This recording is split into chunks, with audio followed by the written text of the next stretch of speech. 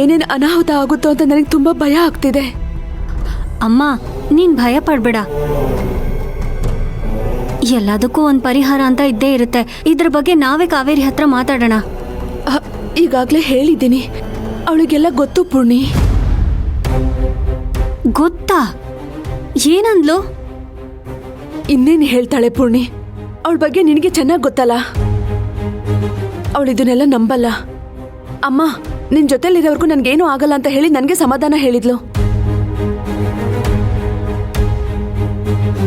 ಸತ್ಯ ಗೊತ್ತಿದ್ರು ನಾನು ಯೋಚನೆ ಮಾಡದೆ ಹೇಗೆ ಸುಮ್ಮನೆ ಇರಲಿ ಪೂರ್ಣಿ?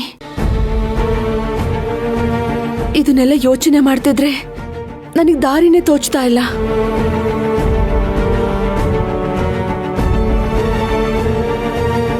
ಅಲ್ಲಮ್ಮ, ನಾವ್ಯಾಕೆ ಮತ್ತೆ ಯದು ಬಗ್ಗೆ ಯೋಚನೆ ಮಾಡಬಾರ್ದು? ಅಂದ್ರೆ ಯದು ಆಫೀಸಲ್ಲಿ ಏನೇ ಮಾಡಿದ್ರು ಅವ್ನು ನಮ್ ಜೊತೆ ಚೆನ್ನಾಗೇ ಇದ್ದಾನಲ್ವಾ?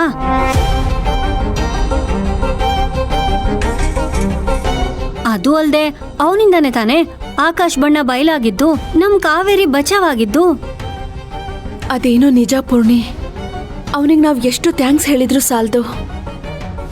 ಹ್ಞೂ ಅಮ್ಮ, ಅದು ಅಲ್ದೆ ಯದು ಚಿಕ್ಕ ವಯಸ್ಸಿಂದಾನು ಕಾವೇರಿ ಜೊತೆ ಆಟ ಆಡ್ ಬೆಳ್ದವನು. ಅವಳ ಬಗ್ಗೆ ಅವನಿಗೆಲ್ಲ ಗೊತ್ತು. ನಮ್ ಕಾವೇರಿನೇ ಒಂದೊಂದ್ಸಲ ಕೋಪ ಮಾಡ್ಕೊಂಡ್ರು ಅವನ್ ಮಾತ್ರ ಮುಂಚಿನ ತರ ಅದೇ ಅಭಿಮಾನ, ಅದೇ ಕಾಳಜಿಯಿಂದ ಕಾವೇರಿ ಜೊತೆ ನಡ್ಕೋತಾನೆ. ಇಂಥ ಒಳ್ಳೆ ಹುಡುಗ ಎಲ್ಲಿ ಸಿಗ್ತಾನೆ ಹೇಳು?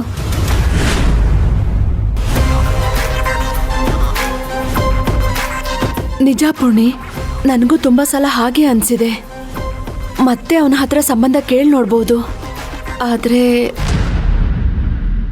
ಆದರೆ ಏನಮ್ಮ? ಅದೇ ಪೂರ್ಣಿ, ಗುರುಜಿ ಹೇಳಿದ್ರಲ್ಲ, ಕಾವೇರಿ ಯಾರನ್ನೇ ಮದ್ವೆ ಆದ್ರೂ ಅವ್ರ ಪ್ರಾಣಕ್ಕೆ ಕಂಟಕ ಇದೆ ಅಂತ.